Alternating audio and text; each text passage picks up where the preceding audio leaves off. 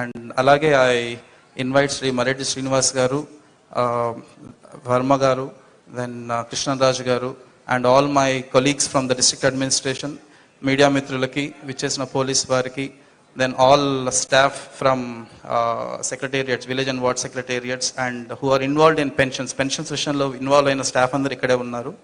వారికి, వచ్చేసిన పెన్షన్దారులకి అందరికీ నా నమస్కారం.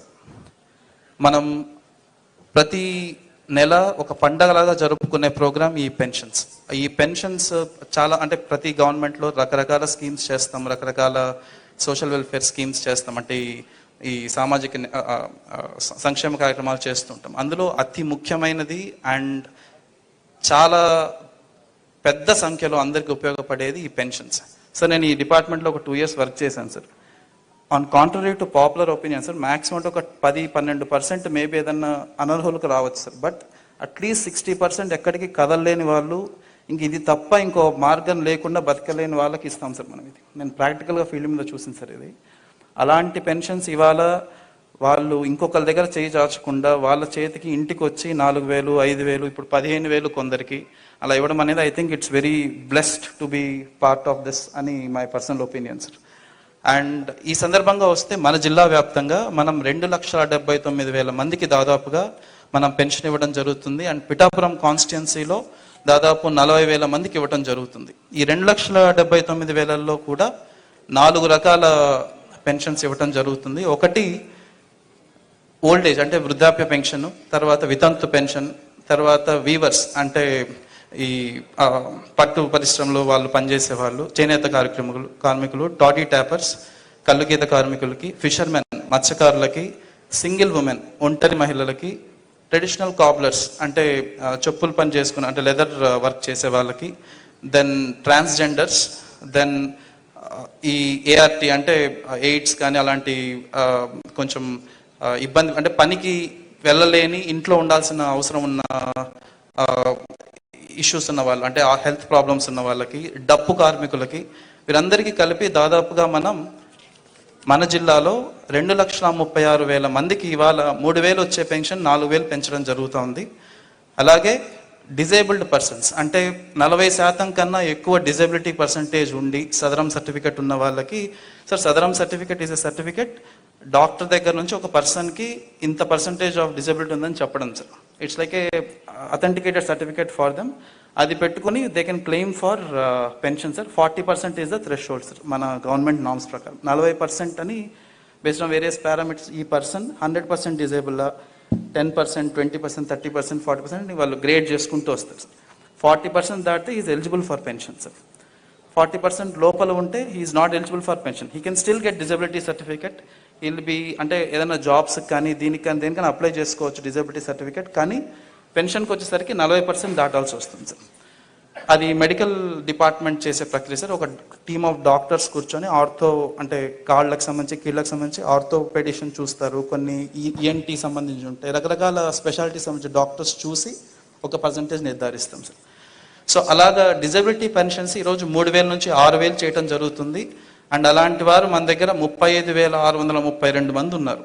సో వీళ్ళు ఇంకా ఏ పనికి వెళ్ళలేని పెన్షన్ మీద ఆధారపడి ఉండే వాళ్ళు ఉంటారు దీంట్లో చాలామంది. అలాగే ఫుల్లీ డిజేబుల్డ్ పర్సన్స్ అంటే 100% డిజబిలిటీ, పెరాలసిస్ కానీ లేకపోతే మస్కులర్ డిస్ట్రోఫీ ఇలాంటి ఇష్యూస్ ఉన్న వాళ్ళు ఇంకా ఏ పనికి వెళ్ళారు, వాళ్ళ సొంత పనులకు కూడా వేరే వాళ్ళ మీద ఆధారపడాల్సిన అవసరం ఉన్న వాళ్ళకి 5,000 నుంచి ఏకంగా 15,000 చేయడం జరుగుతుంది. అలాంటి వారు మన దగ్గర 304 మంది ఉన్నారు.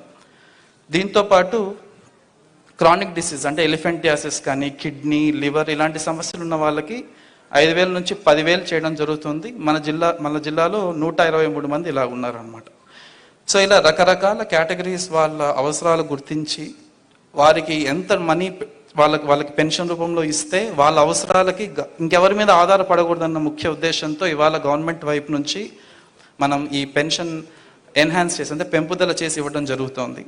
ఇందులో మనం ముఖ్యంగా గమనించాల్సింది ఏప్రిల్, మే, జూన్ నెలలకు సంబంధించి ఒక 1,000 రూపాయలు అడిషనల్గా ఇస్తున్నాం కాబట్టి 3,000, 4,000 అవుతా ఉంది కాబట్టి ఆ 3 నెలలకి సంబంధించి 3,000 రూపాయలు ప్లస్ ఈ నెల ఇవ్వాల్సిన జూలై పెన్షన్ ఇవ్వాల్సిన 4,000. సో అంతా కలిపి 7,000 ఇవ్వటం జరుగుతుంది ఇవాళ ఈ పెన్షన్దారులకి. ఈ సందర్భంగా డిస్ట్రిక్ట్ అడ్మినిస్ట్రేషన్ అంటే జిల్లా అధికారుల వైపు నుంచి నేను చెప్పదలుచుకుంది ఏంటంటే రకరకాల సిస్టమ్స్ వాడి, అంటే ముందున్న సిస్టమ్ అంటే సర్వే విషయంలో కానీ, ఒక్కొక్కరికి ఎంత ఆస్తుందని కానీ, ఇలా రకరకాల క్రైటీరియా వాడి ఒక ఎలిజిబిలిటీ డిసైడ్ చేయడం జరుగుతుంది sir. If I'm a pensioner నేను అప్లికేషన్ పెట్టుకుంటే నేను ఒక 6 స్టెప్స్లో నన్ను ఎవాల్యుయేట్ చేస్తారు సార్. నాకు కార్ ఉంటే ఐఎమ్ ఇన్ఎలిజిబుల్, నాకు land more than 10 acres of dry land ఉంటే ఐఎమ్ ఇన్ఎలిజిబుల్, అలాగే నాకు గవర్నమెంట్ ఉద్యోగం ఉంటే ఐఎమ్ ఇన్ఎలిజిబుల్. ఇలా ఒక 6 కేటగిరీస్ ఉన్నాయి సార్. హౌస్ అర్బన్ ఏరియాలో నాకు ఐ థింక్ 1000 square yards అనుకోండి సార్, 1000 square yards దాటితే ఐఎమ్ ఇన్ఎలిజిబుల్. ఇలా ఒక 6-7 కేటగిరీస్ చూసుకొని వీళ్ళు ఫైనాన్షియల్లీ గవర్నమెంట్ మీద డిపెండెంట్ అయితే మాత్రమే పెన్షన్ ఇవ్వాలి అనేది మనకున్న గైడ్ లైన్ సార్. ఇప్పుడు కూడా మనం అదే వాడుతున్నాం సార్. బట్ దీంట్లో ఒక బేసిక్ ఇష్యూ ఎక్కడొస్తుందంటే సార్, నా పేరు మీద 10 ఎకరాలు ఉండొచ్చు, నేను ఆ ఇంట్లో పెద్ద కొడుకునైతే నాకు, నా కుటుంబానికి, నా తమ్ముడు కుటుంబానికి, నా చెల్లి కుటుంబానికి కూడా నా పేరు మీదనే ఉండొచ్చు సార్. కానీ 3 కుటుంబాలు నేను పోషించాలి. అక్కడ 10 ఉన్నా కూడా వాడు 3 ఎకరాలు చేస్తుంటాడు, నా చెల్లి 3 ఎకరాలు చేస్తుంటే నేను ఒక 4 ఎకరాలే చేస్తూ ఉంటాను. But I'm ineligible for pension. ఐడియల్గా ఏం జరగాలి, నా పేరు మీద 4 ఉండాలా, నా తమ్ముడి పేరు మీద 3 ఉండాలా, మా చెల్లి పేరు మీద 4 ఉండాలి. కానీ నేను పంచుకోలేదు, రకరకాల కారణాల వల్ల ఇంట్లో పంచుకోకపోవచ్చు. ఇలాగా రకరకాల కారణాల వల్ల కొందరు అర్హులైన వాళ్ళు కూడా ఈ పెన్షన్ సిస్టమ్ నుంచి బయట ఉండొచ్చు సార్. అది టెక్నికల్గా వాళ్ళు ఈ మార్పులు చేర్పులు చేసుకోకపోయి ఉండొచ్చు. నాకు మొన్నటిదాకా కారు ఉండొచ్చు, అప్పులు బాధపడలేక నేను అమ్మేసి ఉండొచ్చు సార్. బట్ సిస్టంలో నాకు కారు ఉందనే చూపిస్తుంది సార్ ఇప్పుడు కూడా. ఇలా రకరకాల టెక్నికాలిటీస్ వల్ల మనకు ప్రతి సోమవారం గ్రీవెన్స్కి అట్లీస్ట్ ఒక 10 మంది వచ్చి నాకు పెన్షన్ రావట్లేదు, నాకు ఇవ్వాలి అని అడిగే వాళ్ళు ఉంటారు. సో ఈ సందర్భంగా నేను చెప్పదలుచుకుంది అంటే, ప్రతి సోమవారం నెక్స్ట్ వీక్ నుంచి పిఠాపురంలో ఎవ్రీ ఆల్టర్నేటివ్ వీక్ నేను వచ్చి కూర్చుంటాం సార్ ఈ గ్రీవెన్స్ గురించి కూడా. సో ఎట్టి పరిస్థితుల్లో ఇలాంటి టెక్నికల్ ఇష్యూస్ వల్ల, అంటే మీకు రావాల్సిన అర్హులుగా ఉన్న వాళ్ళకి ఇవ్వలేని పరిస్థితుల్లో ఏదైనా కారణాల చేత ఇవ్వలేకపోతే కూడా తెప్పించే బాధ్యత మేము తీసుకుంటాం. And we promise to you sir, అది ఓవర్ నెక్స్ట్ 3-4 months ఇంకా అలాంటి అర్హులు ఎవరు లేకుండా చూసే బాధ్యత మేము తీసుకుంటాం సార్. ఇంకేదైనా ఒకటి ఉన్నా మనం వెంటనే ఇంక్లూడ్ చేయడానికి మా వంతు మేము ప్రయత్నం చేస్తాం. మీ వైపు నుంచి మీరు చేయాల్సింది ఒకటే పని, కొంచెం ఓపిక చేసుకొని ఒకసారి గ్రీవెన్స్కి రావటము, మీకు సంబంధించిన కాగితాలు, ఆధార్ కార్డులు అలాంటివి తీసుకొని వస్తే దానికి సంబంధించి ప్రయత్నం చేస్తామన్నమాట. తర్వాత sir last issue that I want to tell, ఇప్పుడు ఈ రోజు నుంచి మనకి గవర్నమెంట్ ఎంప్లాయీస్ మీ ఇంటికి వచ్చి ఇవ్వటం జరుగుతుంది. సో మీ ఇంట్లో ఉన్న పెద్దవారు కానీ, ఇక్కడ ఉన్న పెన్షనర్స్ కానీ జూలై 1వ తారీఖు మార్నింగ్ అట్లీస్ట్ 1వ తారీఖు అంటే 6 గంటల నుంచి స్టార్ట్ చేయడం జరుగుతుంది. కాబట్టి ఇళ్లలోనే ఉండి పెన్షన్స్ తీసుకోవాల్సిందిగా కోరుతున్నాం. సో దయచేసి ఆ రోజు బయటికి వెళ్ళడము, ఇంకోటి ఏదో చేయడం వల్ల ఆ రోజు రాలేదని చెప్పి భయపడకుండా, ఒకవేళ ఆ రోజు రాకపోతే నెక్స్ట్ రోజైనా ఇస్తాం, కానీ వీలైనంత వరకు 1వ తారీఖు అందరూ అందుబాటులో ఉండాలని కోరుకుంటూ, సార్ నాకు I'm thankful for this opportunity. And నేను వచ్చిన ఫస్ట్ వీక్లోనే ఇంత మంచి ప్రోగ్రాంలో in your presence I'm blessed to be there. ఈ కార్యక్రమంలో పాల్పంచుకోవడానికి I'm very happy and thank you so much for the opportunity sir.